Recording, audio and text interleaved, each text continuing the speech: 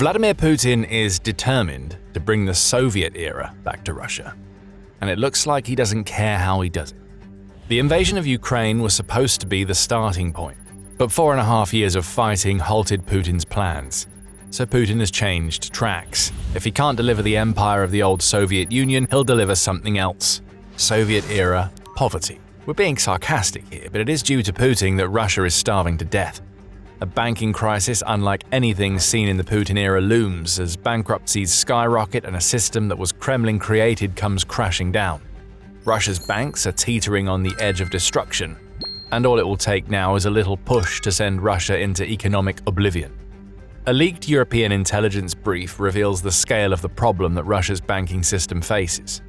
Reported on by Reuters, which got a glimpse of the documents, and the International Business Times, the intelligence reveals that an explosive banking crisis is barely being contained in Russia, as more than 500,000 people declared bankruptcy in 2025. Russia's banks are being increasingly exposed to terrible loans, all made possible by Putin and the Kremlin incentivizing loans and propping up the banks in a desperate attempt to keep Russia's war economy churning. Right now, the report says the share of corporate loans that will likely never be repaid to Russia's banks has climbed to 10%, which is true crisis territory. This isn't a wobble for Russia's banks, it's a catastrophe. And it's all happening because Putin and his Kremlin cronies are so incompetent that they created the perfect environment for the collapse of the very thing that Russia needs most to stay alive. In its July 6th report on Russia's impending financial meltdown, The Telegraph revealed that it was the Kremlin that created this crisis by pushing banks to forego their usual credit checks when handing out loans. And even the loans themselves weren't clear of Kremlin influence. Many are being subsidized by Putin in an attempt to make the Russian economy seem healthier than it is. These loans are being made to defense companies, which are trying to churn out enough weapons to keep up with Russia's ridiculous rate of attrition in Ukraine, as well as to home buyers who are grappling with a housing market where prices rose by up to 14% in 2025. Dodgy loans with massive interest rates, all backed by the Kremlin, have been made, and the inevitable is happening. Russian people and businesses can't afford their repayments.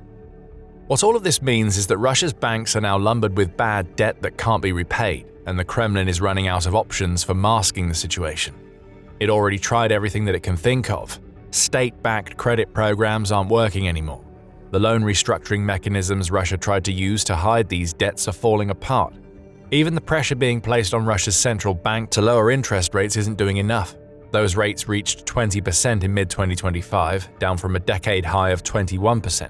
And though those rates have been cut to 14.25% now, that's still a ridiculously high rate that makes many of the loans approved by Russia's banks unaffordable. So this is crisis territory for Russia's economy. What we're seeing here is the consequence of Putin using Russia's banks as a shock absorber for his crazy war spending, the International Business Times says.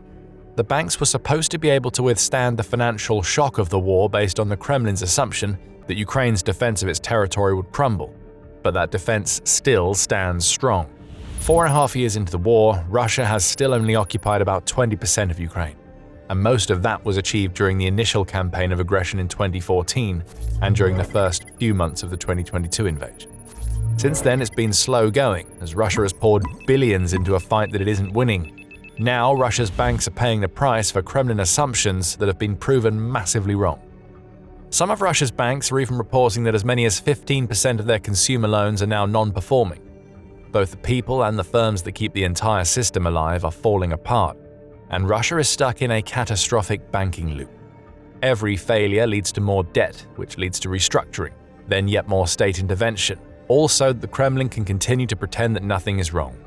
The loop is becoming a spiral, and at the end lies the one thing that would destroy Russia's invasion of Ukraine for good: the collapse of the Russian economy. We love to say it, Putin. It's not like there weren't plenty of warning signs that this little state-backed scheme of yours was on the verge of falling apart. Let's start with the bad loan problem. As far back as July 2025, Bloomberg reported that some of Russia's leading banking executives had been looking at their loan books and they all saw problems. The quality of these books was far worse than what the official figures were claiming, those executives discovered, and that triggered private discussions about the possibility of a state-backed bailout if the many bad loans that these banks had on their books started to cause more problems. Any such bailout is unlikely to come now, as Russia's economic problems are so bad that the money has run out. But we'll get to that. In July 2025, the official Russian word was that the nation's banking system was in decent health. Sure, there were bad loans, but every bank has to deal with that. But by and large, the Kremlin was parroting the same old lines about Russia's banking sector chugging along quite well. But privately, at least 3 of Russia's leading lenders were already talking about the possibility that they may have to be recapitalized within the next 12 months. Almost 12 months to the day, and we now have the European intelligence report showing us that every single one of these concerns was justified. We started to see more signs in early 2026. On February 5th, the Moscow Times reported that the Credit Bank of Moscow, which is Russia's 7th largest lender and has very close ties to Russian oil giant Rosneft, has reported a net loss of $117 million in the fourth quarter of 2025. Though the bank had remained profitable overall for the year, it had also seen its total annual net profit decline by a third compared to 2024. That loss came on the back of state-owned banks receiving a total of $13.3 billion from Russia's National Wealth Fund, which was called an emergency recapitalization at the time. The cracks were starting to show, and it was only a day later that Euromaidan Press revealed the full extent of the rot that lay within Russia's banking system. It pointed to a Ukrainian Foreign Intelligence Service report which said that non-performing loans in Russia had reached 11% of all loans, which is beyond the 10% threshold for a systemic banking crisis. The same report revealed that bank profits across Russia had declined by 8% in 2025, and that return on capital expenditure had fallen to 18%. Again, the same accusations made in the more recent European report rang out: restructuring, bailouts, lies. A massive Kremlin cover-up of a banking system that was on its knees. Bad assets had breached the hull of Russia's banking ship, and it was only going to get worse from February. The 500,000-plus bankruptcies the latest intelligence report claims are the natural consequence of all of these issues. But again, anybody who had been paying attention would have seen that Russia's debt defaults were already starting to move in a very unhealthy direction. On May 9th, a report in Fortune laid it all bare. As Russia's gross domestic product, or GDP, contracted by 0.5% year-over-year in the first quarter of 2026, likely signaling the start of a recession, Russian companies were starting to miss payments. In 2024, there were 11 technical defaults in Russia. 2026 saw the same amount in just 3 months. The sheer volume of debt that the banks needed to roll over was also double in 2026 than it was the year before, and Russian companies were also dealing with inflationary pressure caused by Operation Epic Fury in Iran. Those businesses might have thought the pressure was gone, but it may come roaring back as July 8th saw US President Donald Trump announce that the ceasefire with Iran is over and strikes would resume. The pain has been piling up for Russia's corporate sector, just as it was for its residential sector. In June, RBC Ukraine reported that Russia's businesses had accumulated over $117.5 billion in debt, that the number of problem payments reached 6.7% by the end of February.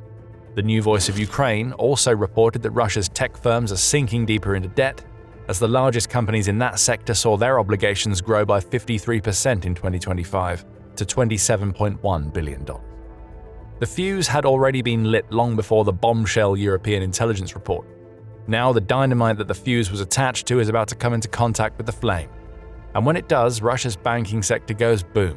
And it's all the Kremlin's fault. And the Russian people know it. They can see what's happening, and they've been doing something that indicates their trust in Russia's banks has catered. But before we reveal what that something is, this is The Military Show. If you haven't subscribed yet, now's the perfect time to hit the button and ring notifications so you see more from our channel. Russia's citizens, who are set to be the worst impacted by the explosion of the Russian banking sector, are trying to get as much of their money out of the banks as possible. On June 8th, United 24 Media reported that everyday Russians had pulled a staggering $13 billion in cash out of the banking system during the previous May, which was the largest volume of withdrawals seen in that month for 3 decades. That came on the back of Russians pulling $3.8 billion out of the banks in March and another $8.5 billion in April. We don't have any figures for June yet, but we wouldn't be surprised to see yet more billions being yanked out of the banks as Russians quickly wake up to the fact the entire system is in crisis mode. Better to have the money available than to keep it in a bank that might collapse without warning when the bubble that the Kremlin has created goes pop. Ukraine's Foreign Intelligence Service adds that the first 6 months of 2026 saw cash in circulation in Russia grow by $17.2 billion, which is the second largest figure since records began. When did the largest withdrawal occur? during the panic-stricken year of 2020, when the COVID-19 pandemic started and Russians pulled $18.6 billion out of banks. It's clear that the trust in Russia's banking system is gone. People are pulling out money in huge amounts because they believe that money will disappear if they don't. They also don't trust contactless payments anymore, especially as Putin's internet restrictions mean that Russians could lose the ability to make these types of payments for hours, if not days at a time. And of course, every withdrawal reduces a bank's liquidity, which is the last thing that Russia's banking sector needs when it's facing the sheer amount of bad debt that it has right now. Isn't it nice to see the Kremlin achieve something? It planted the seeds for this crisis years ago, and the rotten fruits have finally started to grow. Of course, Russian authorities have taken a bite of that rotten fruit, smiled through the pain, and tried to act like everything is normal. Sanctions have played a huge role in what we're seeing right now, but the CFO of Sberbank, which is Russia's largest bank, says that sanctions aren't a problem. All major banks are already under sanctions, and when they were introduced in 2022, there was stress. Taras Skvortsov told Reuters, adding, "By 2026, everyone has become so used to it. Many clients of the sanctioned banks do not even know about sanctions." The typical Russian response. Bury your head in the sand and lie to the people while hoping that you can have a Shaun of the Dead moment and wait for all of this to blow over. But the apocalypse is coming. The banking crisis is very real. And even though bankers are trying to convince us that there's nothing to worry about, we're seeing moves being made behind the scenes that indicate the Kremlin is trying to get some sort of handle on the situation that it's created. But it's not much of a handle. Rather than engaging in the work-heavy solution of, actually trying to do something about it, Russia's central bank has said absolutely nothing about what's happening. It's a bit different from 2025 when the central bank's governor, Elvira Nabiullina, told the Russian people that there was no need for any sort of recapitalization of Russia's largest lenders when Russia faced a similar problem. Russia then went on to provide a stealth recapitalization to its lenders. If we had to guess, we'd say it's likely Russia's grand solution in 2026 is going to be to throw more money at the banks in the hope that they don't go under, rather than unraveling the mess of state-backed loans that the Kremlin forces the banks to approve, which is what created this situation in the first place. Indeed, Vladislav Inozemtsev, who is an associate fellow at the Russia and Eurasia program of the Chatham House think tank, makes an interesting point that much of that debt that Russia's banks are dealing with has gone to a specific sector of its economy, and the Kremlin will inevitably step in with a cash injection. There should be no doubt that these will ultimately be repaid by the state, or more likely the government will keep the interest payments on them current so as not to complicate the bank's position. Even if some loans are never repaid, the central bank will provide the affected banks with the necessary liquidity. The analyst says as he points out over half of the corporate debt on the books of Russian banks comes in the form of corporate loans issued to defense companies. So Russia plans to spend its way out of its banking crisis. But there's a problem. This type of solution might have worked a couple of years ago when Russia's economy seemed strong. Sanctions on oil were being more successfully skirted and the defense sector was making money.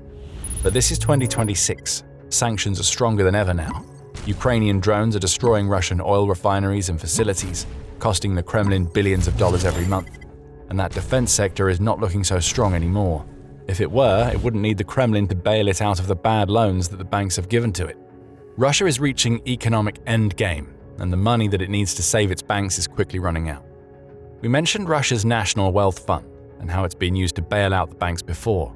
According to Ukraine's Kiel Institute, the assets held in that fund have fallen from 6.5% of Russia's GDP to 1.8% as of April 2026. The first quarter of 2026 saw Russia's oil and gas revenue decline by 45% year-on-year, the same institute points out, which means a whole lot less money for the Kremlin to tax. The off-budget financing, dodgy bank loans, and rapid credit expansion that the Kremlin oversaw are all feeding into an economic quagmire that is going to result in Russia not having the money to bail out its banks and support the Ukraine invasion effort. Remember, Russia's economy is doing very poorly right now. The country's own Ministry of Economic Development has already cut its GDP growth forecast for 2026 from 1.3% to 0.4%, and even that is looking ambitious, given that the first quarter of 2026 delivered a GDP decline. Russia also has a massive budget deficit right now. On June 10th, the Moscow Times reported that this deficit has grown to $83.5 billion during the first 5 months of 2026, which is already 60% above the annual target that the Kremlin set.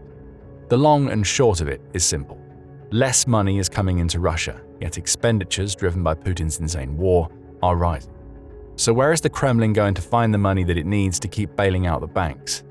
Nobody seems to have the answers, and now there is an opportunity to twist the knife into Russia.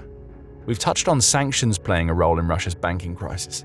Those sanctions make it harder for Russia's businesses to get what they need to make their products, which has the knock-on effect of forcing lower sales, which drives down revenue and makes it difficult for companies to repay their debts to banks. More sanctions are coming.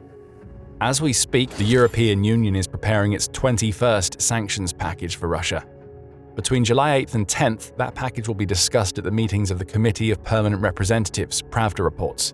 And though it's possible the package will be delayed until the fall, especially if no agreement is reached during the July discussions, the reality is that it's coming. And on top of that, there are discussions about the price cap on Russian oil, which will be treated separately from the sanctions package and may lead to yet more economic pain. Slowly but surely, the pressure is rising on Russia's economy. The Kremlin can try bailouts, it can try to spend money that is fast running out to maintain the illusion that its banking sector isn't a wreck. But the numbers don't lie. Bad debt and bankruptcies are on the rise, and there's only so long that the Kremlin can stave off the inevitable until it all comes crashing down. Russian banking is on the ropes. But then we could say the same about the nation's entire economy. Beyond the banking crisis lies a story of a plunging GDP, a massive labor shortage, and domestic companies that are closing their doors in droves. A cash injection for the banks won't solve the problems behind Russia's pending crisis, and you can find out just how bad those problems are by watching our video. And if you enjoyed this video, hit subscribe and ring the notification bell so you can see more analysis of Russia's domestic and military failures from The Military Show. And thank you, as always, for watching.